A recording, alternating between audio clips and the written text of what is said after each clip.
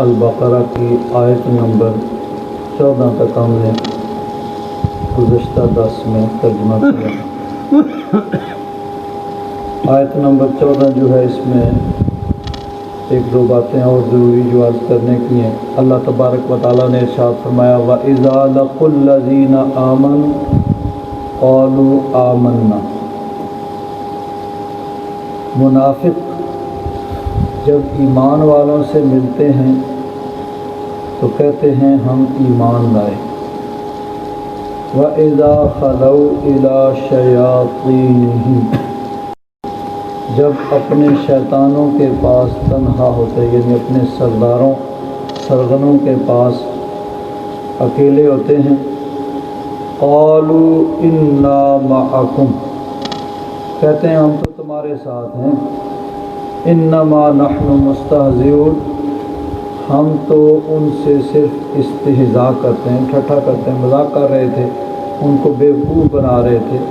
باقی ہمارا ان کے ساتھ کوئی تعلق نہیں ہے، ہم تو تمہارے ساتھ ہیں۔ تو ادھر مسلمانوں کو یہ کہتے کہ ہم ایمان لے آئے، ہم مومن ہیں، اور جب الگ ہوتے اپنے سرغنوں کے پاس تو پھر ان سے کہتے بھئی ہم تو ویسے ان کو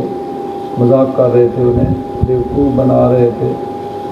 ان کا ٹھٹھا کر رہے تھے، ہم تو ہمارے ساتھ۔ منافقین جو تھے ان کا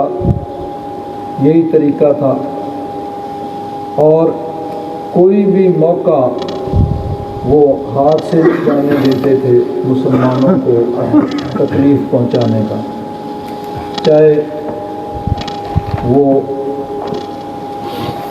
استہزاء کی صورت میں، ٹھٹھا کی صورت میں ہو، چاہے وہ کسی بھی طریقے سے ہو، ہر اعتبار سے مسلمانوں کو تکلیف پہنچانا اپنا فرض منصبی سمجھتے تھے۔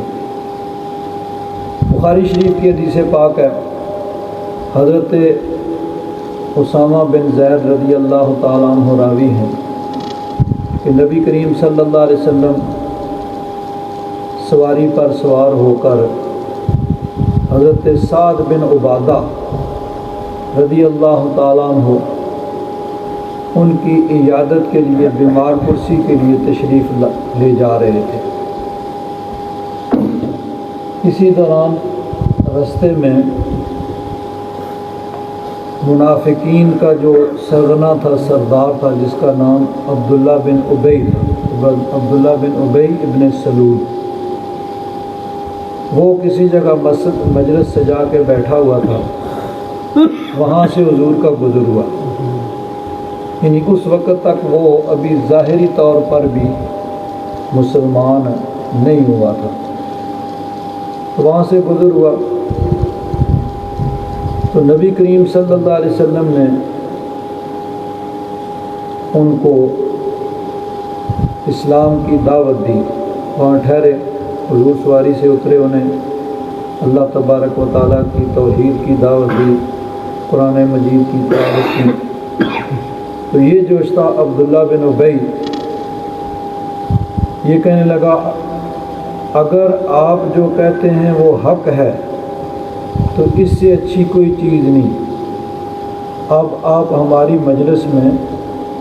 اذیت نہ دیں اور اپنے گھر چلے جائیں، جو شخص آپ کے پاس آئے آپ اس کو واعظ کریں۔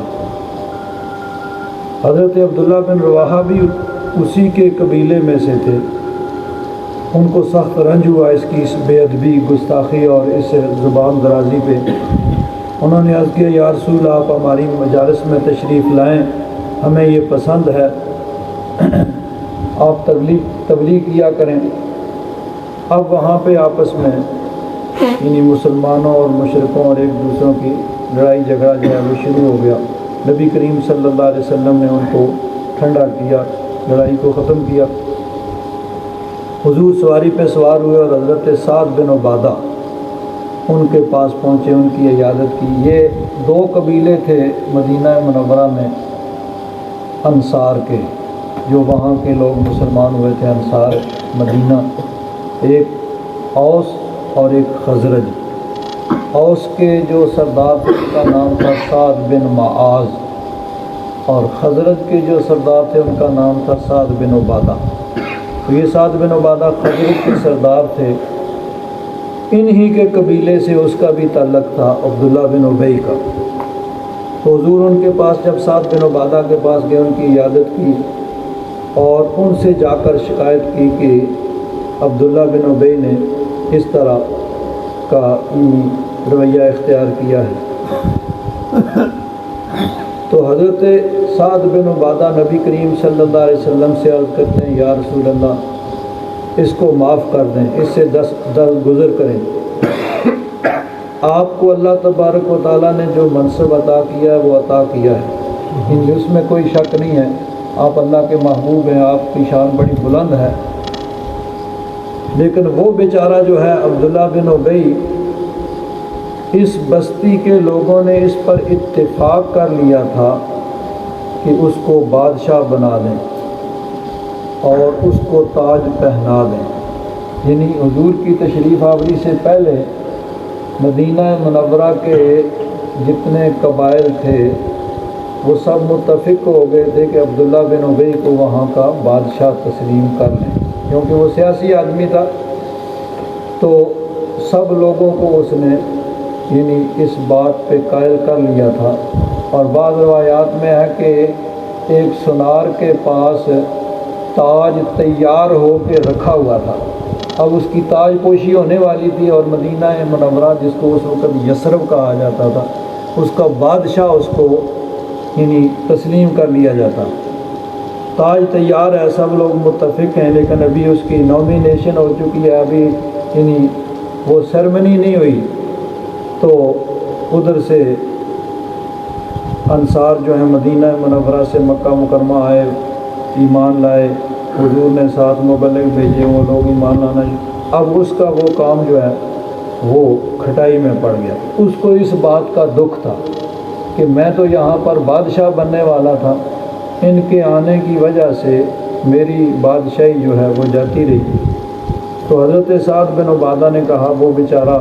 اس کو تو یہ دکھ ہے کہ وہ بادشاہ بننے والا تھا اور تاج تیار تھا، اس کی تاج پوشی ہونے والی تھی، لیکن اللہ تعالیٰ نے اس منصوبے کو اس کے حق کے ذریعے ختم کر دیا جو اس نے آپ کو عطا فرمایا۔ یعنی آپ تشریف لائے اور اللہ تبارک و تعالیٰ نے آپ کو یہاں پہ یعنی حکومت بھی عطا فرمائی، کیونکہ ریاست مدینہ قائم ہو چکی تھی اور حضور اس کے سربراہ تھے۔ تو وہ اس پر بگڑ گیا، اور آپ کے ساتھ جو واقعہ یعنی حضرت سعد بن عبادہ نے یہ عذر پیش کیا کہ وہ اس کو یہ دکھ ہے کہ وہ بادشاہ بننے والا تھا، آپ کی وجہ سے اس کی بادشاہی جاتی رہی، اس لیے وہ ایسا کرتا ہے۔ بعد میں وہ یعنی منافقانہ طور پر مسلمان تو ہو گیا، لیکن اندر سے کافر رہا، اور یعنی ہر موقع پہ اس نے تکلیف پہنچانے کی کوشش کی، جہاں نقصان پہنچا سکتا تھا وہاں نقصان پہنچایا۔ غزوہ احد کے لیے نبی کریم صلی اللہ علیہ وسلم تشریف لے جانے لگے، کافروں کا لشکر آ گیا ہے، تو نبی کریم صلی اللہ علیہ وسلم نے صحابہ کرام سے مشورہ کیا بھئی کیا کرنا چاہیے،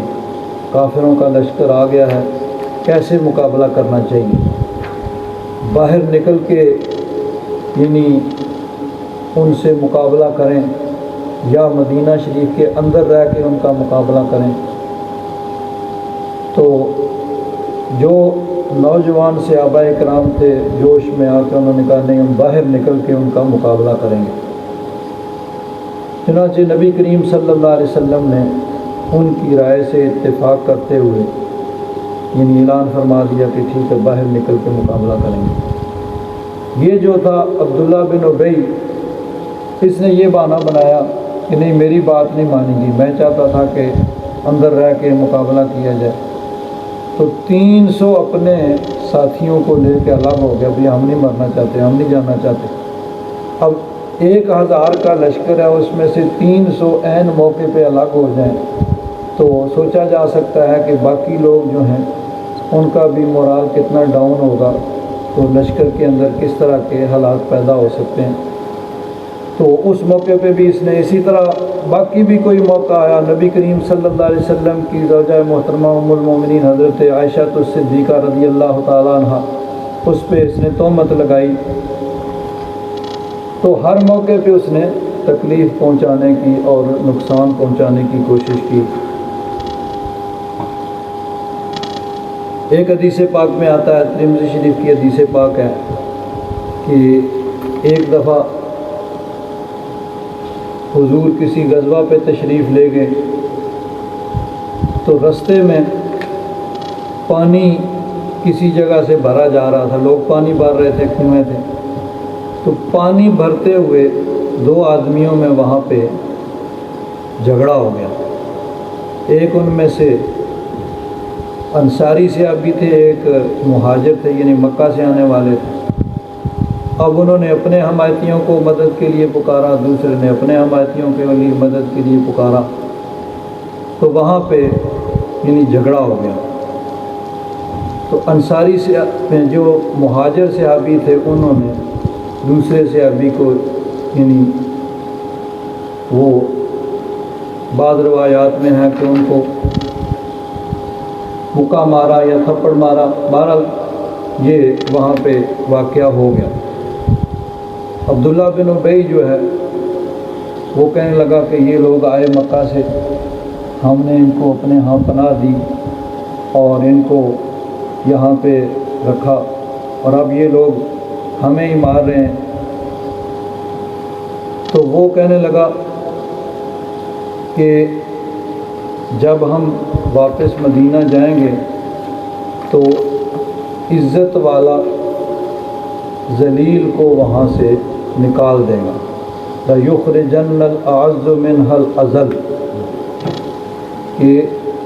جو معزز لوگ ہیں وہ ذلیلوں کو، ان بے وقت لوگوں کو وہاں سے نکال دیں گے۔ یعنی اپنے آپ کو اس نے عزت والا کہا، اور معاذ اللہ نبی کریم صلی اللہ علیہ وسلم اور صحابہ کرام کو اس نے بے وقت لوگ کہا کہ ان کی کوئی وقت نہیں ہے، کوئی عزت نہیں ہے۔ اپنی مجلس کے اندر اس نے یہ بات کی۔ ایک صحابی حضرت زید بن ارقم رضی اللہ تعالیٰ عنہ، انہوں نے اس کی اس بات کو سنا، سن کے انہوں نے ان کے چچا تھے ان کو بتایا کہ یہ عبداللہ بن ابی ایسی بات اس نے کی ہے۔ انہوں نے جا کے نبی کریم صلی اللہ علیہ وسلم سے عرض کیا کہ یہ منافقین ایسی بات کر رہے ہیں، اور خود تو انہوں نے سنا نہیں تھا، حضرت زید بن ارقم نے ان کو بتایا تھا کہ زید بن ارقم نے سنا ہے کہ انہوں نے ایسی بات کی۔ نبی کریم صلی اللہ علیہ وسلم نے عبداللہ بن ابی کو بلایا کہ تو نے ایسی بات کی ہے؟ اس نے انکار کر دیا، جی نہیں، میں نے تو کوئی ایسی بات نہیں کی۔ اب اصول یہ ہے، عدالتی جو ہے اصول یہ ہے کہ جو آدمی دعویٰ کرتا ہے وہ اپنے دعوے کے ثبوت کے طور پر دو گواہ جو ہے ان کو پیش کرے۔ اگر وہ گواہ نہیں پیش کر سکتا مدعی جو ہے، تو پھر مدعا علیہ سے قسم لی جاتی ہے، جس پہ دعویٰ ہوا ہے کہ وہ قسم کھائے گا کہ یہ جو بات کر رہا ہے یہ جھوٹی ہے۔ کسی بھی جب عدالت کے اندر یہی اصول ہے کہ جو آدمی کسی چیز کا مدعی ہے اس کے ذمہ البینۃ علی المدعی والیمین علی من انکر، یہ اصول ہے کہ مدعی کے ذمہ ہے کہ وہ گواہ پیش کرے، اور اگر وہ گواہ پیش نہیں کر سکتا تو پھر مدعا علیہ جس پہ دعویٰ ہے وہ قسم کھائے گا تو اس کے حق میں فیصلہ ہو جائے گا۔ اب اس نے انکار کر دیا۔ حضرت زید بن ارقم کے پاس کوئی اور گواہ نہیں تھا، کیونکہ اس کی مجلس میں جو سن رہے تھے وہ اسی کے ہمنشین تھے۔ انہوں نے تو ظاہر بات ہے منافقین نے اسی کے حق کی بات کرنی تھی۔ وہ جب جھوٹی قسم کھا رہا ہے تو اس کے ساتھیوں نے بھی اسی کی حمایت کرنی تھی، انہوں نے کسی مسلمان کی حمایت تو نہیں کرنی تھی۔ حضرت زید بن ارقم کوئی گواہ پیش نہ کر سکے۔ عبداللہ بن ابی نے قسم کھائی کہ یہ جھوٹ بول رہا ہے، میں نے تو کوئی ایسی بات ہی نہیں کی۔ اب اصول کے مطابق اس کے حق میں فیصلہ ہو گیا۔ حضرت زید بن ارقم رضی اللہ تعالیٰ عنہ کو بہت زیادہ اس سے رنج ہوا، ایک تو اس کی بات سے، اور پھر برسر مجلس یعنی عدالت کے اندر وہ جھوٹے ثابت ہوئے، بہت زیادہ ان کو افسوس تھا۔ ان کو یہ بھی یعنی خیال تھا کہ نبی کریم صلی اللہ علیہ وسلم کو بھی میری اس بات سے دکھ پہنچا ہوگا۔ تو فرماتے ہیں کہ میں بڑے دکھ میں، غم میں تھا کہ نبی کریم صلی اللہ علیہ وسلم تشریف لائے اور حضور نے میرے کان کو یوں ملا یعنی پیار سے اور میری طرف دیکھ کر مسکرائے، مطلب یہ بتانا تھا کہ ہم تجھ سے ناراض نہیں ہیں۔ تو فرماتے ہیں کہ اس بات سے مجھے اتنی خوشی ہوئی کہ اس کے بدلے میں دائمی دنیا سے بھی نہ ہوتی۔ پھر حضرت ابو بکر صدیق رضی اللہ تعالیٰ عنہ مجھ سے ملے اور پوچھا رسول اللہ صلی اللہ علیہ وسلم نے تم سے کیا فرمایا؟ میں نے کہا آپ نے کچھ نہیں فرمایا، البتہ آپ نے میرے کان کو ملا اور میرے سامنے مسکرائے۔ حضرت ابو بکر صدیق رضی اللہ تعالیٰ عنہ نے فرمایا تم کو مبارک ہو۔ پھر مجھے حضرت عمر فاروق رضی اللہ تعالیٰ عنہ ملے، انہوں نے بھی حضرت ابو بکر صدیق کی طرف پوچھا۔ یعنی مطلب یہ تھا کہ نبی کریم صلی اللہ علیہ وسلم جانتے ہیں کہ تم سچے ہو اور سب مسلمانوں کو بھی یقین ہے کہ تم سچے ہو، لیکن عدالت میں جو فیصلہ ہوتا ہے وہ عدالتی اصول کے مطابق ہوتا ہے۔ قاضی یا جج اپنے علم کے مطابق فیصلہ نہیں کر سکتا کہ اس کو پتہ ہے کہ معاملہ ایسا نہیں، وہ پابند ہے کہ جو اصول ہے کہ جس نے دعویٰ کیا ہے وہ ثبوت پیش کرے، وہ گواہ پیش کرے، اگر وہ ثبوت پیش نہیں کر سکتا تو جس پہ دعویٰ کیا گیا وہ قسم کھائے تو اس کے حق میں فیصلہ ہو جائے گا۔ ورنہ نبی کریم صلی اللہ علیہ وسلم اللہ تبارک و تعالیٰ کے دیے ہوئے علم کی بنا پہ جانتے ہیں کہ معاملہ ایسا ہی ہے جیسے تم کہہ رہے ہیں، اور سارے مسلمانوں کو بھی یقین تھا اس کے یعنی کردار کو، عبداللہ بن ابی کے کردار کو دیکھتے ہوئے، اور ایک مسلمان وہ یہ سمجھتے تھے کہ یہ بلا وجہ ایسی بات نہیں کر سکتے، تو انہوں نے بھی حضرت فاروق اعظم ان کو بھی یقین تھا کہ یہ سچے ہیں اور اللہ تبارک و تعالیٰ ان کی سچائی کو ظاہر فرما دے گا۔ اب اس میں بھی اللہ تبارک و تعالیٰ کی حکمت یہ تھی کہ پہلے تو وہ خوش ہو گیا بھئی میرے حق میں فیصلہ ہو گیا، میں نے جھوٹی قسم کھائی۔ اب جب فرماتے ہیں صبح ہوئی تو پھر اللہ تبارک و تعالیٰ نے سورہ منافقون نازل فرمائی، نبی کریم صلی اللہ علیہ وسلم نے اس کی تلاوت فرمائی، اور اس میں یہ ہے هم الذین یقولون لا تنفقوا علی من عند رسول اللہ حتی ينفضوا، یہی منافقین ایسے لوگ ہیں جو کہتے ہیں کہ جو رسول اللہ صلی اللہ علیہ وسلم کے ساتھ ہیں ان پہ خرچ نہ کرو یہاں تک کہ وہ تتر بتر ہو جائیں، منتشر ہو جائیں۔ اللہ تبارک و تعالیٰ نے اس کا جواب دیا وَلِلَّهِ خَزَائِنُ السَّمَاوَاتِ وَالْأَرْضِ وَلَكِنَّ الْمُنَافِقِينَ لَا يَفْقَهُونَ، زمین و آسمان کے خزانے سب اللہ تبارک و تعالیٰ کے لیے، لیکن یہ منافق ہیں، ان کو سمجھ نہیں ہے۔ یقولون، یہ کہتے ہیں لَإِذْ رَجَعْنَا إِلَى الْمَدِينَةِ، اگر ہم لوٹ کے گئے مدینہ کی طرف، یعنی جب وہاں پہنچیں گے، لَيُخْرِجَنَّ الْأَعَزُّ مِنْهَا الْأَذَلَّ، تو ضرور عزت والا ذلت والے کو وہاں سے نکال دے گا۔ یہ بات ہے اللہ تبارک و تعالیٰ نے حضرت زید بن ارقم کی تصدیق فرمائی کہ ان کا یہ بات درست تھی، اس بدبخت نے یہ بات کی ہے لیکن پھر منکر ہو گیا اور جھوٹی قسم اس نے کھائی۔ اور اللہ تبارک و تعالیٰ نے پھر آگے اس کا جواب بھی ارشاد فرمایا وَلِلَّهِ الْعِزَّةُ وَلِرَسُولِهِ وَلِلْمُؤْمِنِينَ، اور ساری عزت اللہ تبارک و تعالیٰ کے لیے اور اس کے رسول کے لیے اور مومنوں کے لیے، وَلَكِنَّ الْمُنَافِقِينَ لَا يَعْلَمُونَ، لیکن منافق جانتے نہیں ہیں۔ اس نے اپنے آپ کو عزت والا اور معاذ اللہ نبی کریم صلی اللہ علیہ وسلم اور صحابہ اکرام کو ذلت والا کہا تھا، تو اللہ تعالیٰ نے فرمایا تو عزت تو اللہ کے لیے، اس کے رسول اور مومنوں کے لیے ہے، لیکن یہ منافق جو ہیں یہ جھوٹے، یہ سمجھتے نہیں ہیں۔ تو یہ منافقین جو تھے ان کا طریقہ یہی تھا کہ ہر موقع پہ مسلمانوں کو وہ تکلیف پہنچانے کی کوشش کرتے۔ مسلمانوں کے پاس جب آتے تو منافقانہ طور پر کہتے بھئی ہم تو مومن ہیں، اور اپنے سرداروں کے پاس جاتے منافقین کی جب اپنی محفل سجتی تو وہ کہتے ہم تو ان سے ٹھٹا کر رہے تھے، مذاق کر رہے تھے، ہم تو تمہارے ساتھ ہیں۔ اللہ تبارک و تعالیٰ نے اس کا جواب ارشاد فرمایا اللہ یستہزئ بہم،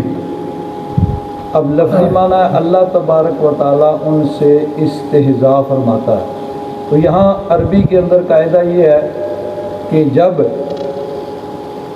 کسی کو کسی جرم کی سزا دی جاتی ہے تو اس سزا کو بھی اسی لفظ سے تعبیر کیا جاتا ہے۔ اب وہ کہتے تھے کہ انما نحن مستہزئون، ہم تو استہزاء کرتے ہیں، ٹھٹھا کرتے ہیں، مذاق کرتے ہیں، تو اب ان کے اس ٹھٹھا کرنے اور مذاق کرنے کی سزا جو اللہ تبارک و تعالیٰ نے دی ان کو، اس کو بھی استہزاء سے تعبیر فرمایا، یعنی اللہ تعالیٰ ان کے اس ٹھٹھا کرنے کی ان کو سزا دے گا۔ وَيَمُدُّهُمْ فِي طُغْيَانِهِمْ يَعْمَهُونَ، دنیا میں ان کو مہلت دی ہوئی ہے کہ ٹھیک ہے بھائی تمہاری رسی ڈھیلی ہے، جاؤ کہاں تک جاؤ گے۔ أُولَئِكَ الَّذِينَ اشْتَرَوُا الضَّلَالَةَ بِالْهُدَىٰ، یہی لوگ ہیں جنہوں نے ہدایت کے بدلے گمراہی کو لے لیا۔ اشترا جو ہے یہ عربی میں مترادفات میں آتا ہے، اس کو کہتے ہیں کہ یہ دو متضاد معنوں میں استعمال ہوتا ہے۔ تیخن و فرخستین، جس کو ڈچ والے کہتے ہیں کہ ایک ہی لفظ ہے لیکن دو متضاد معنوں میں استعمال ہوتا ہے۔ اب اشترا بیچنے کے معنی میں بھی آتا ہے اور خریدنے کے معنی میں بھی آتا ہے، دو متضاد معنوں میں استعمال ہوتا ہے۔ تو یہاں معنی ہے کہ انہوں نے ہدایت کے بدلے گمراہی کو لے لیا، ہدایت کو چھوڑ دیا اور گمراہی کو اختیار کر لیا۔ اللہ تبارک و تعالیٰ نے ایک تو فطری طور پر ہر انسان میں ہدایت کو قبول کرنے کی صلاحیت رکھی ہے۔ حدیث پاک میں آتا ہے کہ کل مولود یولد علی الفطرۃ، ہر پیدا ہونے والا بچہ فطرت صحیحہ پر پیدا ہوتا ہے، یعنی اس کے اندر ہدایت قبول کرنے کی صلاحیت ہوتی ہے۔ فَأَبَوَاهُ يُحَوِّدَانِهِ أَوْ يُنَصِّرَانِهِ أَوْ يُمَجِّسَانِهِ، پھر اس کے ماں باپ اس کا ماحول جو ہے کسی کو یہودی بنا دیتا ہے، کسی کو عیسائی بنا دیتا ہے، کسی کو مجوسی آتش پرست بنا دیتا ہے۔ بنیادی طور پر ہر پیدا ہونے والے بچے میں ہدایت کو قبول کرنے کی صلاحیت ہوتی ہے۔ تو ایک تو بنیادی طور پر اللہ تبارک و تعالیٰ نے ان میں ہدایت قبول کرنے کی صلاحیت رکھی تھی۔ پھر نبی کریم صلی اللہ علیہ وسلم تشریف لائے، اللہ تبارک و تعالیٰ نے قرآن پاک اتارا، تو ان کے لیے سنہری موقع تھا ہدایت کو قبول کرنے کا، لیکن انہوں نے اس کو ضائع کیا، تو ہدایت کے بدلے میں انہوں نے گمراہی کو اختیار کیا، ہدایت کو چھوڑ دیا تو گمراہی کو اختیار کر لیا۔ اسی کو خریدنے سے تعبیر کیا کہ انہوں نے ہدایت، یعنی خریدتا ہے آدمی، کوئی چیز دیتا ہے، کوئی چیز لیتا ہے، پیسے دے کے چیز لیتا ہے، تو دو چیزوں کا آپس میں تبادلہ ہوتا ہے، مقابلہ ہوتا ہے، تو انہوں نے ہدایت کو چھوڑ دیا، گمراہی کو اختیار کر لیا۔ فَمَا رَبِحَتْ تِجَارَتُهُمْ، پس ان کی تجارت نے ان کو کوئی نفع نہ دیا، وَمَا كَانُوا مُهْتَدِينَ، اور وہ ہدایت والے نہیں تھے۔ اب کس طرح تجارت نے نفع نہ دیا؟ حضرت پیر کرم شاہ صاحب رحمۃ اللہ تعالیٰ علیہ اس کی وضاحت کرتے ہوئے ارشاد فرماتے ہیں،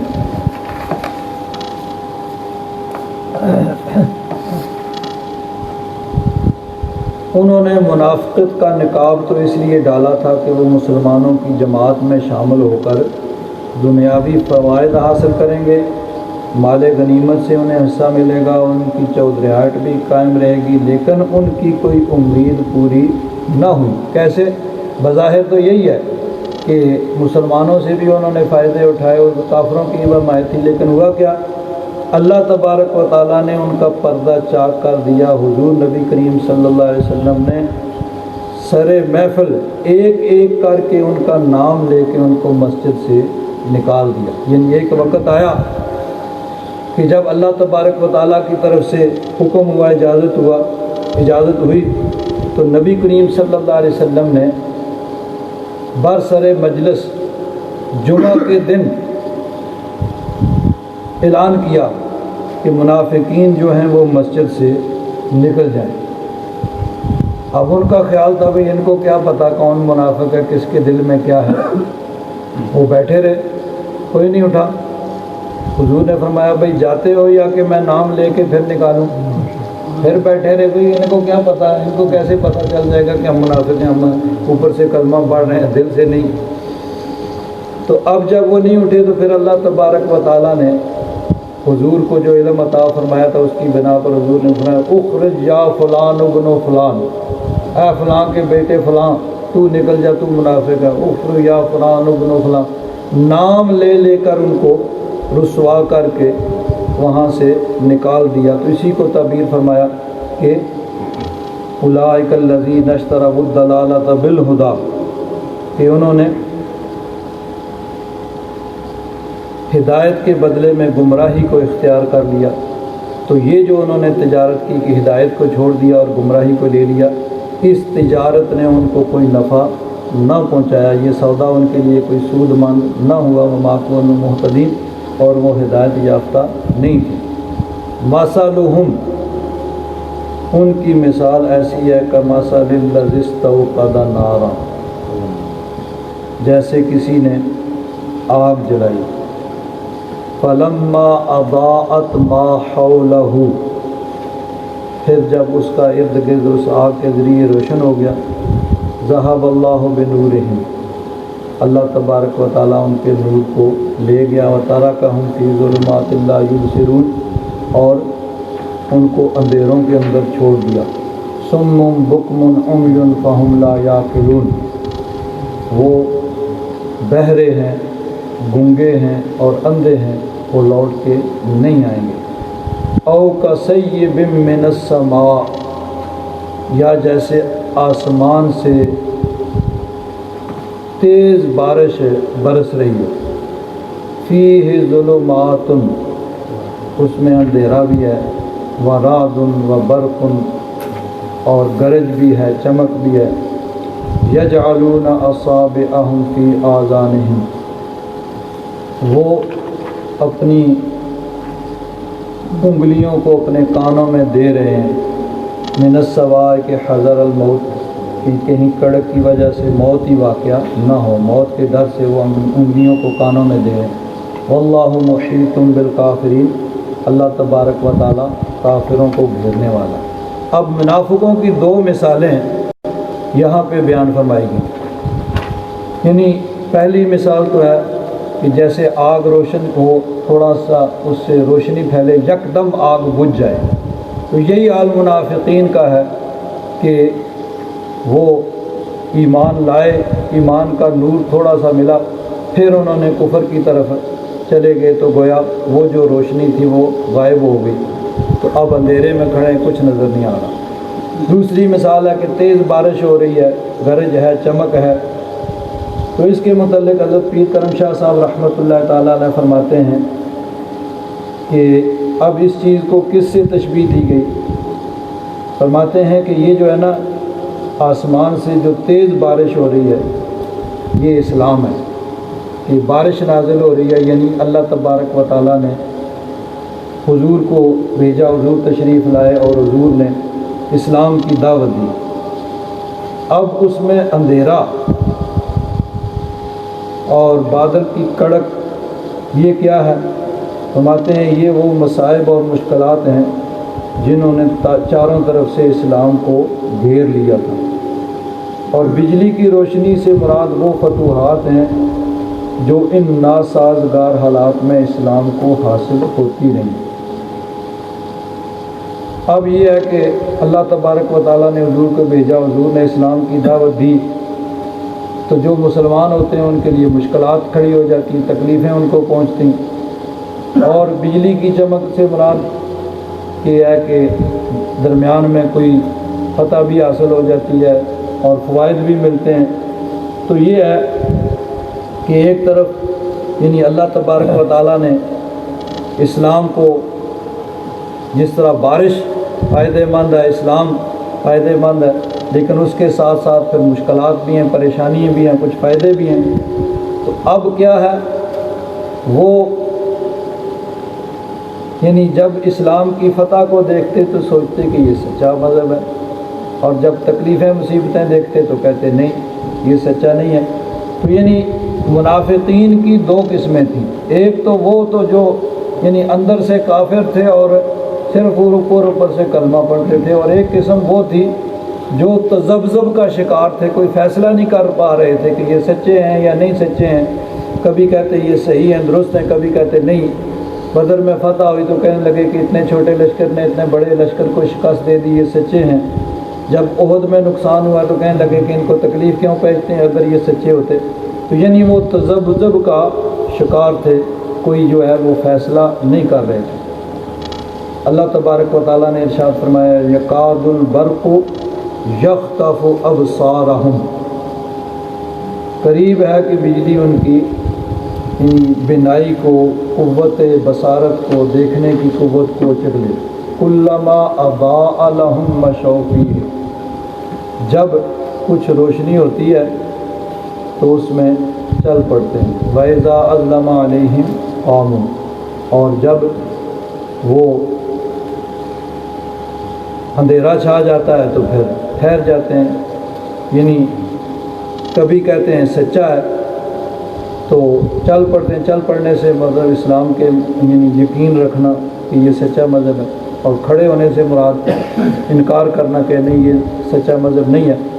وَلَوْ شَاءَ اللَّهُ لَذَهَبَ بِسَمْعِهِمْ وَأَبْصَارِهِمْ، اور اگر اللہ تبارک و تعالیٰ چاہتا تو ان کی بینائی کو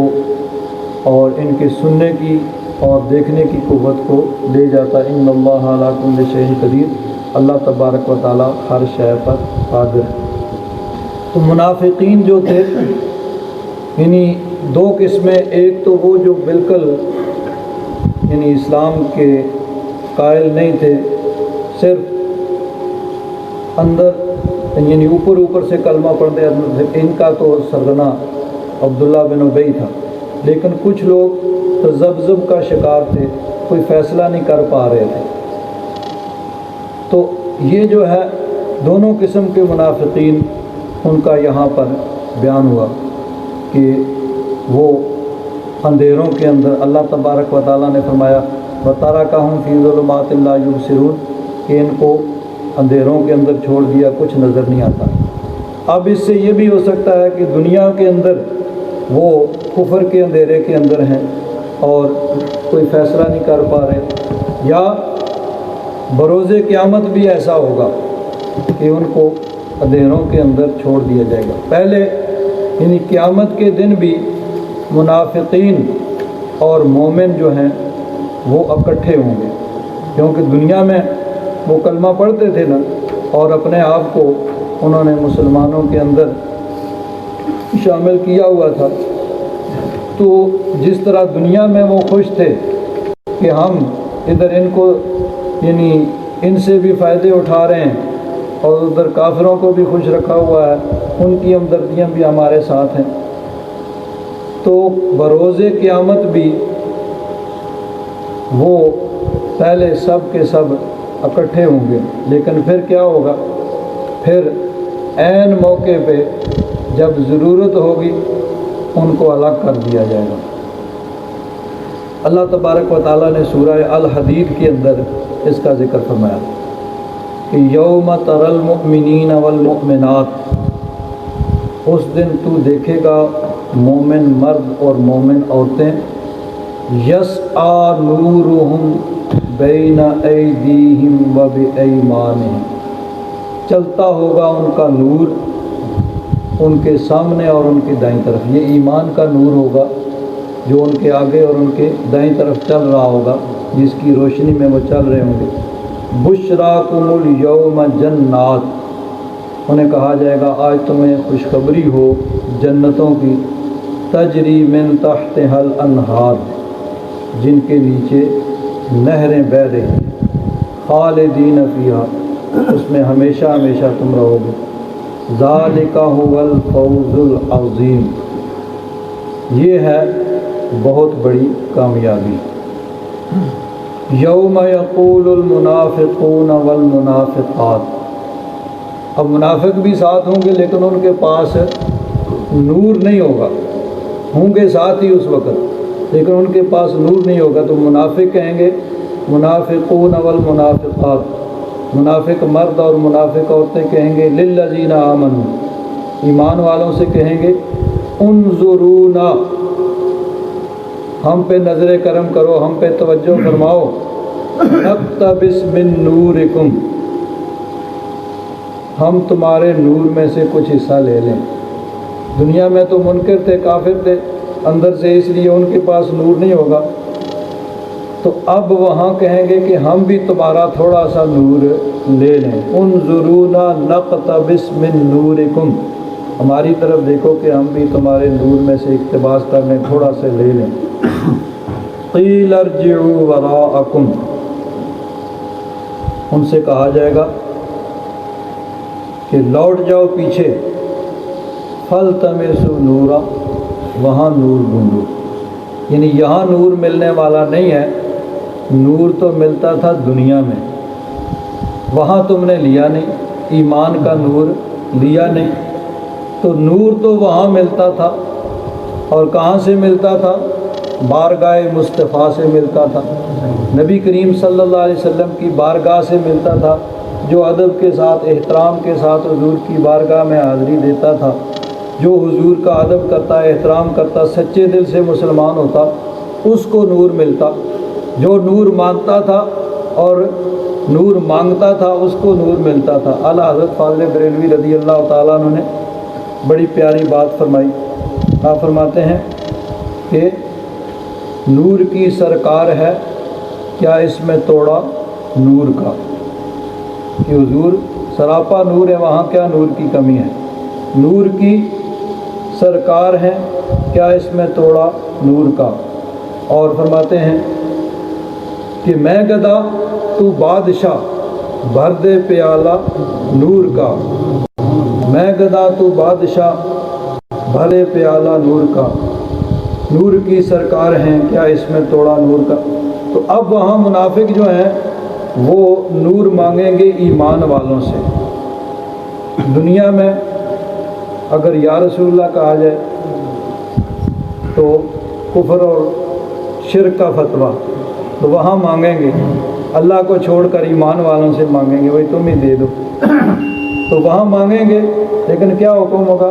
ارجعوا وراءکم فالتمسوا نورا، پیچھے لوٹ جاؤ، وہاں جا کے نور ڈھونڈو۔ اچانک، یعنی پہلے تو اکٹھے ہوں گے، فَضُرِبَ بَيْنَهُمْ بِسُورٍ، اب ان کے درمیان میں ایک دیوار کھڑی کر دی جائے گی، منافق الگ ہو جائیں گے، مومن الگ ہو جائیں گے۔ لہو بابن، ایسی دیوار ہوگی جس کا اندر دروازہ بھی ہوگا، باطنہ فیہ الرحمہ، اس کے اندر کی جانب یعنی مومنوں کی جانب تو رحمت ہوگی، وظاہرہ من قبل العذاب، اور دوسری جانب جو باہر والی ہوگی منافقوں کی طرف، وہاں عذاب ہوگا۔ تو پہلے اکٹھے ہوں گے،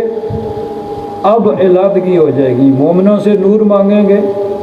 تو کہا جائے گا، قیلا، کہا جائے گا، کہنے والے فرشتے ہی ہوں گے اللہ تبارک و تعالیٰ کی طرف سے،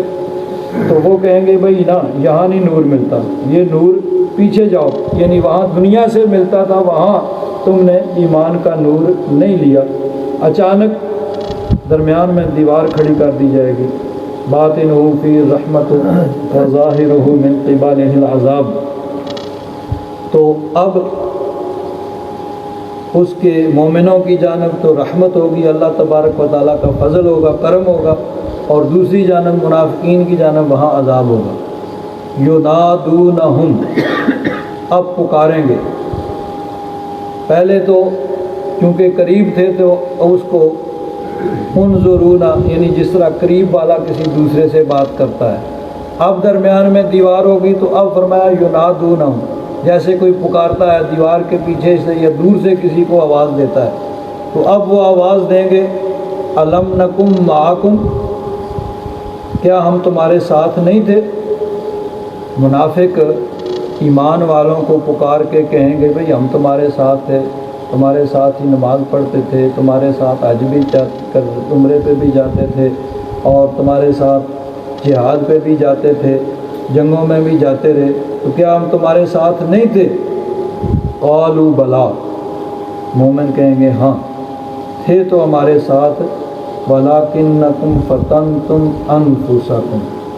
لیکن تم نے خود ہی اپنے آپ کو فتنے میں ڈالا، اپنے آپ کو مصیبت میں ڈالا، وتربصتم، تم انتظار کرتے رہے، یعنی سوچتے تھے کہ اگر تو یہ کامیاب ہو گئے تو چلو ان کے ساتھ ہو جائیں گے، اور اگر ناکام ہو گئے تو چھوڑ جائیں گے۔ ورتبتم، تم شک میں پڑے رہے، وغرتکم الامانیہ، اور خواہشات نے، امیدوں نے تمہیں دھوکہ دیا، حتی جاء امر اللہ، یہاں تک کہ اللہ کا حکم آ گیا، یعنی دنیا سے تم کوچ کر گئے، وغرکم باللہ الغرور، اور بڑے دھوکے باز یعنی شیطان نے تمہیں اللہ تبارک و تعالیٰ کے بارے میں دھوکہ دیا، دھوکے میں رکھا۔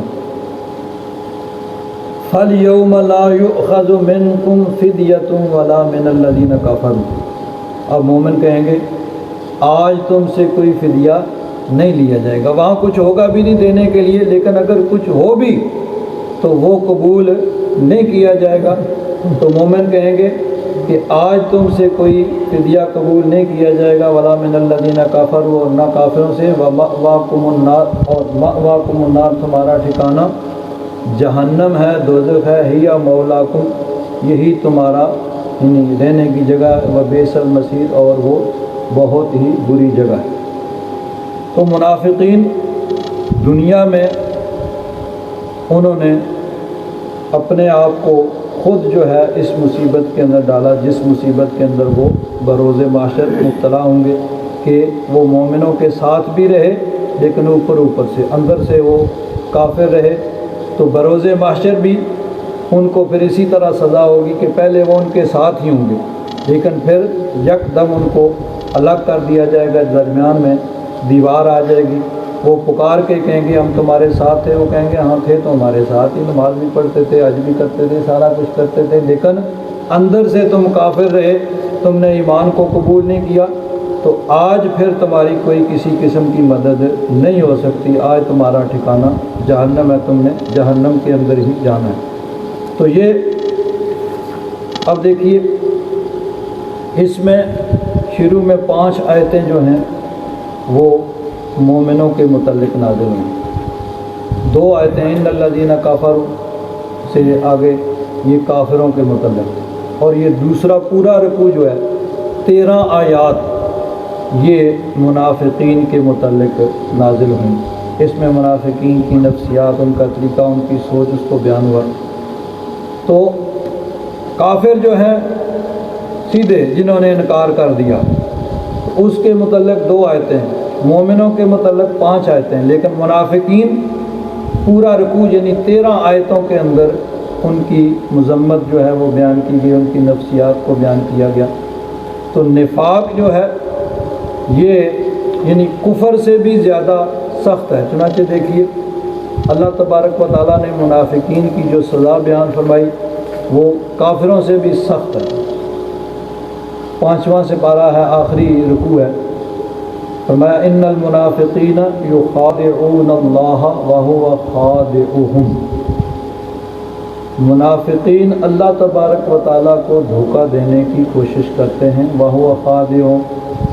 تو یہاں بھی وہی لفظ استعمال ہوا، یعنی ان کے دھوکے کی سزا کے طور پر، سزا جو ملے گی اس کو اسی لفظ سے تعبیر کیا، تو وہ ان کو اس کی سزا دے گا۔ وَإِذَا قَامُوا إِلَى الصَّلَاةِ قَامُوا كُسَالَىٰ، جب نماز کے لیے کھڑے ہوتے ہیں تو سستی کے ساتھ، یعنی بے دلی کے ساتھ، نہ چاہتے ہوئے، جیسے مطلب ہے کہ کوئی آدمی کام کرنا نہیں چاہتا، مجبوراً کر رہا ہے، تو بے دلی کے ساتھ، سستی کے ساتھ وہ نماز کے لیے کھڑے ہوتے ہیں۔ یراؤون الناس، لوگوں کو دکھاتے ہیں، لوگوں کو دکھانے کے لیے بس نماز پڑھ لی۔ ولا یذکرون اللہ الا قلیلا، اور اللہ کا ذکر نہیں کرتے مگر تھوڑا سا، جس طرح آدمی اکیلا ہو تو ایسے 2 ٹکریں ماری اور فارغ، اور لوگ دیکھ رہے ہوں تو پھر لمبے لمبے سجدے، تو یہ نہیں ہے، نماز اللہ کے لیے پڑھنی ہے، کوئی دیکھ رہا ہے یا نہیں دیکھ رہا ہے، اللہ تبارک و تعالیٰ کی رضا کے لیے، کسی کو دکھانے کے لیے نہیں کہ لوگ کہیں بھئی بڑا نیک ہے، بڑا متقی ہے، بڑا پرہیزگار ہے، بڑا جذبے والا ہے، نہیں، یہ اللہ کی عبادت ہے، اللہ تبارک و تعالیٰ کی رضا کے لیے، کوئی دیکھ رہا ہے یا نہیں دیکھ رہا ہے، اس میں ایک جیسا ہی ہونا چاہیے۔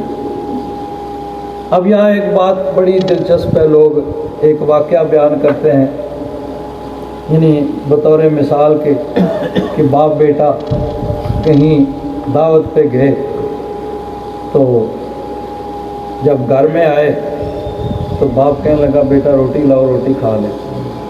بیٹے نے کہا ابا جان آپ دعوت سے وہاں سے کھانا آپ نے نہیں کھایا؟ تو وہ کہنے لگا وہاں چونکہ لوگ دیکھ رہے تھے تو میں نے تھوڑا سا کھایا، بھائی لوگ یہ نہ کہیں یہ لالچی ہے۔ تو بیٹا کہنے لگا کہ اچھا آپ کھانا کھا لیں اور پھر وہ نماز بھی دوہرا لیں جو آپ نے وہاں پڑھی تھی۔ آپ نے نماز بھی پھر یہ سوچ کے کہ لوگ دیکھ رہے ہیں ذرا لمبی کی ہوگی تو نماز کو بھی دوہرا لیں، کھانا بھی کھا لیں اور نماز بھی دوہرا لیں۔ اب لیکن اس میں فرق ہے کہ نماز جو ہے وہ اللہ کے لیے ہے، اب کوئی دیکھ رہا ہے یا نہیں دیکھ رہا ہے، اس میں یعنی ایک جیسی ہونی چاہیے صرف اللہ کی رضا کے لیے۔ لیکن کھانا جو ہے ایک چیز ہوتی ہے انسان اپنے گھر میں بے تکلفی اپنے طریقے سے، لیکن جب محفل میں ہوتا ہے تو محفل کے آداب اور اس چیز کو بہرحال مد نظر رکھنا چاہیے کہ یعنی اس کھانے کی وجہ سے انسان کی، جس طرح ہمارے یہاں عموماً ہوتا ہے کہ اس طرح لوگ کھانے پہ ٹوٹتے ہیں کہ جیسے کبھی انہوں نے کھایا ہی نہیں ہے، یہ طریقہ جو ہے نا یہ یعنی بہت ہی نامناسب ہے کہ اے طائر، علامہ اقبال نے کیا کہا ہے، طائر لاہوتی اس رزق سے موت اچھی جس رزق سے آتی ہو پرواز میں کوتاہی، کہ انسان کھانا تو کھا لے لیکن لوگ جو ہے اس کے بارے میں کہیں بھئی یہ تو ایسے لگتا ہے اس نے کبھی کھایا ہی نہیں، یہ بات یعنی اس چیز کا بہرحال اس چیز کو مد نظر رکھنا چاہیے۔ اور اسی چیز کے پیش نظر اگر انسان کبھی وہاں پہ صرف اس یعنی خیال سے کہ یہاں ایسے ہو رہا ہے، تو یعنی نماز اور کھانا دو الگ الگ چیزیں ہیں، ان کو ایک کیٹیگری میں نہیں رکھا جا سکتا۔ نماز تو ہے کہ وہ چاہے کوئی دیکھ رہا ہے نہیں دیکھ رہا ہے، گھر میں ہے مسجد میں ہے کہیں بھی ہے، ایک جیسی ہونی چاہیے کہ اللہ کی عبادت ہے۔ لیکن کھانے میں بہرحال نہ چاہتے ہوئے یہ چیزیں بہرحال انسان کو مد نظر رکھنی پڑتی ہیں کہ محفل کے اندر، گھر کے اندر بے تکلفی ہوتی ہے، اپنا ایک طریقہ ہوتا ہے، محفل کے اندر محفل کے آداب اور وہاں کے اصول ان کو مد نظر رکھنا پڑتا ہے۔ تو بہرحال یعنی مقصد تو یہ ہے کہ منافقین کے متعلق اللہ تبارک و تعالیٰ نے فرمایا وَإِذَا قَامُوا إِلَى الصَّلَاةِ قَامُوا كُسَالَىٰ، جب نماز کے لیے کھڑے ہوتے ہیں تو سستی کے ساتھ کھڑے ہوتے ہیں، بے توجہی اور یعنی نیم دلی کے ساتھ، دل نہ چاہتے ہوئے، یُرَاءُونَ النَّاسَ، لوگوں کو دکھاتے ہیں، وَلَا يَذْكُرُونَ اللَّهَ إِلَّا قَلِيلًا، وہ ذکر نہیں کرتے اللہ کا مگر تھوڑا، مُذَبْذَبِينَ بَيْنَ ذَلِكَ، وہ درمیان میں تذبذب کا شکار ہیں، لا الہ ہؤلاء ولا الہ ہؤلاء، نہ ادھر نہ ادھر، یعنی یہ دوسری قسم کے منافقین جو تذبذب کا شکار تھے، کوئی فیصلہ نہیں کر پا رہے تھے کہ اسلام سچا مذہب ہے یا نہیں ہے۔ اور آگے فرمایا ان المنافقین فی الدرک الاسفل من النار، منافق جو ہیں وہ جہنم کی سب سے نچلے درجے میں ہوں گے، الدرک الاسفل، سب سے نیچے والا جو درجہ ہوگا جہنم کا، اس سے یعنی کفار سے بھی زیادہ سخت عذاب، کھلے کافروں سے زیادہ سخت عذاب منافقین کے لیے ہے۔ اسی لیے یہاں پر بھی منافقین کے لیے 13 آیات جو ہیں، پورا رکوع اس کے اندر ان کی نفسیات، ان کا طریقہ اور ان کی یعنی رد کیا گیا اس کے اندر۔ یہ ہے نفاق اعتقادی کہ ان کے اعتقاد جو تھا وہ یعنی اس کے اندر نفاق تھا۔ ایک ہوتا ہے نفاق عملی، یعنی وہ آدمی ہے تو مسلمان، ہے تو مومن، لیکن وہ یعنی منافقوں والا طریقہ اختیار کر رہا ہے، وہ عادات جو منافقین کے اندر ہوتی ہیں اس کے اندر وہ پائی جا رہی ہیں۔ حدیث پاک میں آتا ہے، نبی کریم صلی اللہ علیہ وسلم نے ارشاد فرمایا آیات المنافق ثلاثن، منافق کی 3 نشانیاں ہیں۔ تو علماء نے فرمایا یہاں منافق اعتقادی نہیں بلکہ منافق عملی مراد ہے، یعنی جو منافقوں کے طریقے پہ چل رہا ہے اور ان کی عادات کو اپنا رہا ہے۔ تو فرمایا 3 نشانیاں ہیں منافق کی، وَإِن صَامَ وَصَلَّى وَزَعَمَ أَنَّهُ مُسْلِمٌ، چاہے وہ نماز پڑھتا ہو، روزہ رکھتا ہو اور اپنے آپ کو مسلمان ڈکلیئر کرتا ہو، اپنے آپ کو مسلمان سمجھتا ہو، لیکن جو نشانیاں جو عادات اس میں پائی جا رہی ہیں وہ نفاق کی ہیں۔ کیا ہیں؟ اذا حدث کذب، بات کرے تو جھوٹ بولے،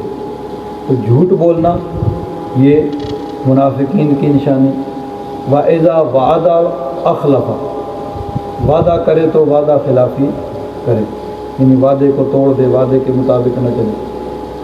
وَإِذَا اؤْتُمِنَ خَانَ، اور اگر اس کے پاس امانت رکھی جائے تو امانت میں خیانت کرے۔ تو 3 چیزیں، جھوٹ بولنا، وعدہ خلافی کرنا اور امانت میں خیانت کرنا، تو حضور نے فرمایا یہ منافق کی نشانیاں ہیں، جس کے اندر یہ پائی جاتی ہیں وہ منافق عملی ہے، چاہے وہ روزہ رکھتا ہے، نماز پڑھتا ہے اور اپنے آپ کو مسلمان سمجھتا ہے، لیکن یہ اس کے اندر عادتیں جو پائی جاتی ہیں یہ نفاق کی، منافقوں والی۔ دوسری حدیث پاک میں ہے کہ حضور نے فرمایا اربعٌ من کن فیہ کان منافقا خالصا، 4 خصلتیں ایسی ہیں، 4 چیزیں ایسی ہیں جس کے اندر وہ پائی جائیں گی وہ خالص منافق۔ یہاں بھی منافق عملی ہی مراد ہے، منافق اعتقادی نہیں۔ اور فرمایا کہ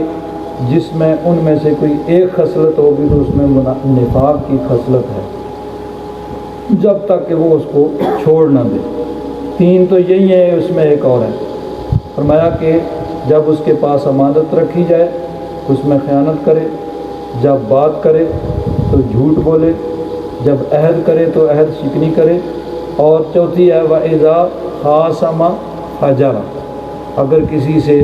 جھگڑا ہو جائے تو گالیاں بکنا شروع کر دے۔ تو یہ فرمایا کہ یہ 4 منافق کی نشانیاں ہیں، جس کے اندر یہ پائی جاتی ہیں وہ منافق ہے، اور جس میں ان میں سے کوئی ایک خصلت پائی جاتی ہے اس کے اندر نفاق کی ایک خصلت پائی جاتی ہے۔ اللہ تبارک و تعالی ہمیں ان چیزوں سے بچنے کی توفیق عطا فرمائے۔ الحمدللہ رب العالمین، والصلاۃ والسلام علی حبیبہ سیدنا و مولانا محمد وعلی آلہ واصحابہ اجمعین۔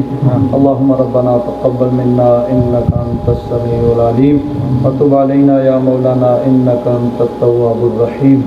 صلی اللہ تعالی علی حبیبہ سیدنا و مولانا محمد